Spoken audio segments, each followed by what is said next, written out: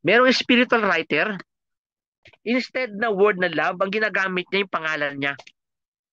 Halimbawa, checking ko lang kunyari, love is patient and kind. Instead na love, gagamitin yung name ko. Joseph is patient and kind. Joseph is not jealous or conceited or proud. Joseph is not ill-mannered. Joseph is not selfish or irritable. Yung laging madali ka magalit. Joseph is not happy with evil. Joseph is happy with the truth.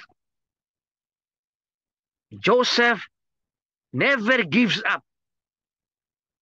His faith, his hope, and patience never fail. Joseph is eternal.